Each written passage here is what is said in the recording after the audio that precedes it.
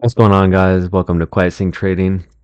New channel here focusing on trading discipline. After years of blown accounts, I've changed my mindset and the journey along to becoming a better trader. So let's get into this buy. We'll review from the weekly down to the intraday, what setups to look for next week, what to watch out for, and the broader market. See you guys in a bit.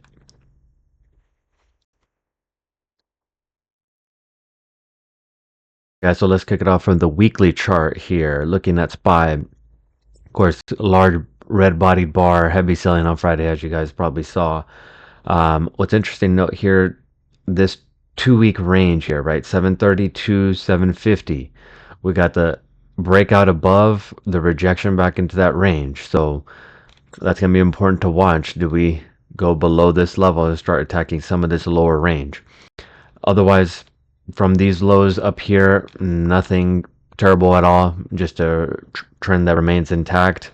We have this low, this high. We can still develop weekly lower highs. Okay, I'll be focusing on this area if we continue to sell around this 700, 695 level where there's prior resistance and liquidity is. Do we trade down there and turn it into support, right? Prior resistance support. So nothing unhealthy from the weekly.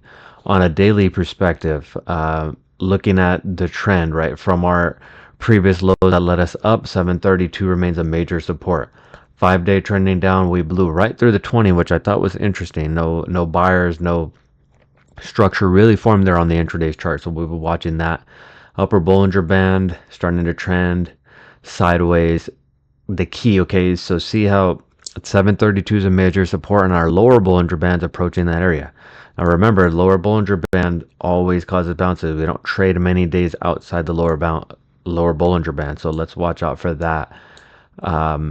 Along with 732, there is a gap fill here down to about that 725. Maybe the market wants to attack that.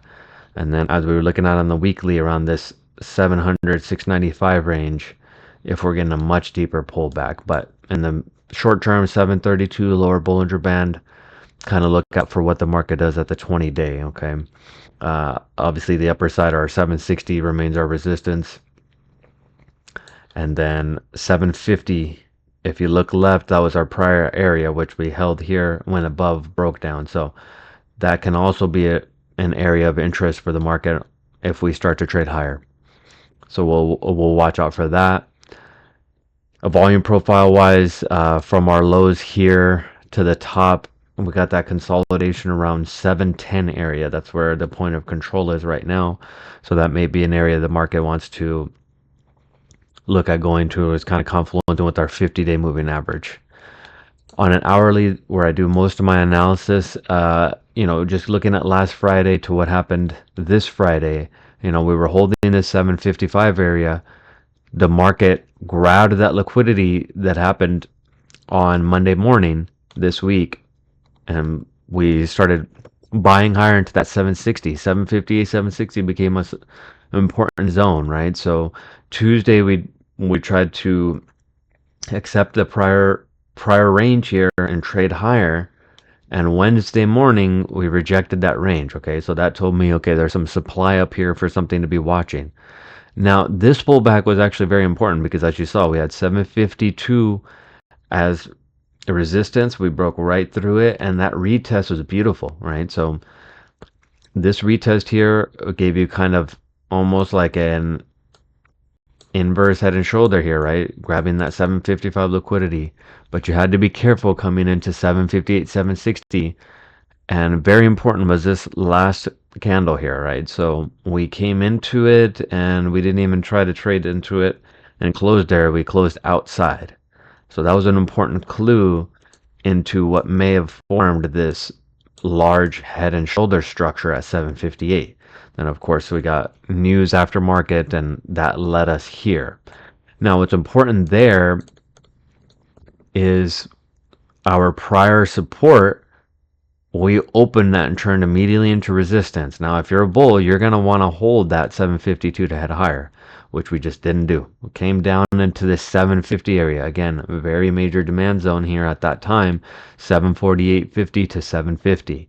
Now, on the intraday chart, I'm going to break down for you guys how this trade played out here, which was really high quality uh, trade setup with a good risk management. So even if you weren't catching this at the open, there was time to wait patiently, and that's what trading's all about, right? We're going to wait, look for the higher quality setups, looking at this 20-day retest and going from there. So a price fell down into this 736.12, 738 demand zone, which we had previously bought out up to head higher. So what am I looking for next week? Well, I want to see if we are holding this zone and maybe looking at a retest of this 20-day moving average. I still believe that we didn't form enough structure. Okay, was this selling for SpaceX and now we start buying? I mean, this 20-day usually is retested, so we'll be looking out for that. Major support here at 732, as I talked about, right? We had strong buying here. We had even strong buying on that next retest. So let's see what the market's going to be doing there. And if we do fall here and on the retrace around this 738, do we get shorter term resistance to again test 732? Very important to look out for. Now, if we are starting to reject, the larger rejection, in my opinion, and more selling strength is going to come from 732 turning into that resistance, right? Prior support into resistance.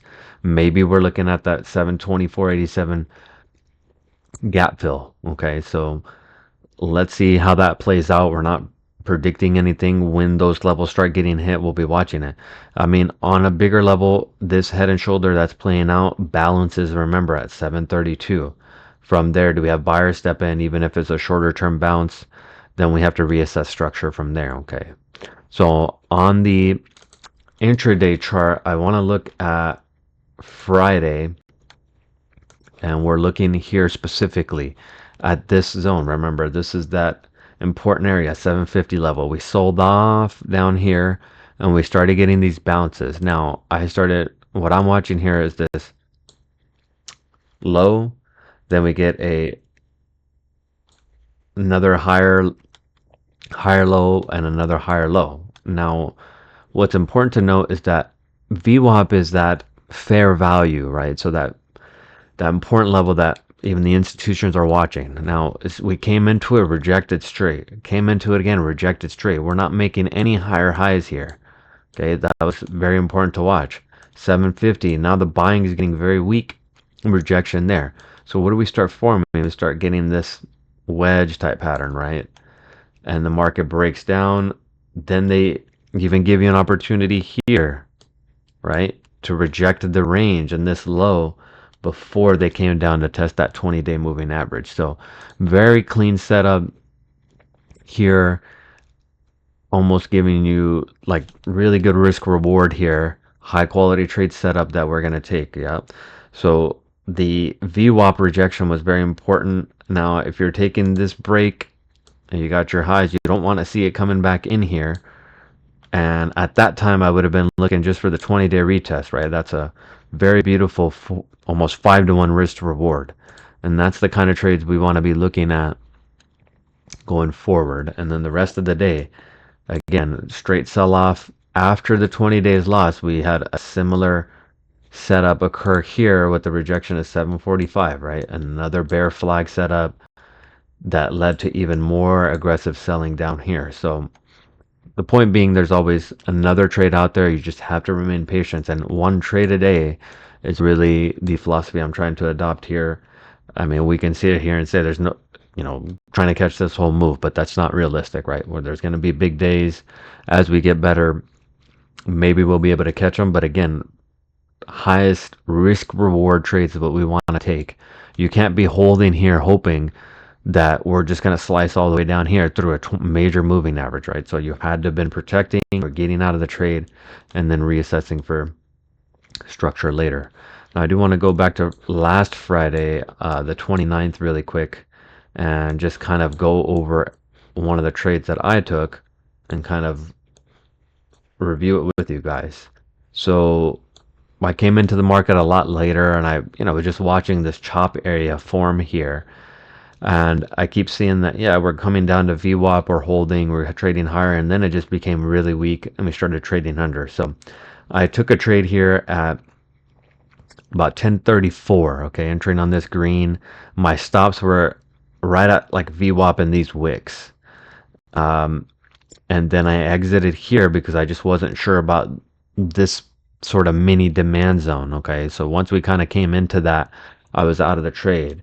Now, looking back, it could have been a much better trade, right? I mean, my risk to reward here is just not that great. Entering somewhere in here and then exiting here is just not the best trade, right? It's about 1.5 to 1 risk to reward. So there was a lot of liquidity here that could have gotten reversed. So looking back at this, it's like a 5 out of 10 trade, right? So not that great. Of course, I missed the larger move, but that wasn't what I was worried about, right? We started stalling here, and you got to be protecting on the way down, right? And later on, we can, as we get better, we can catch these moves. So that's just a trade I wanted to review.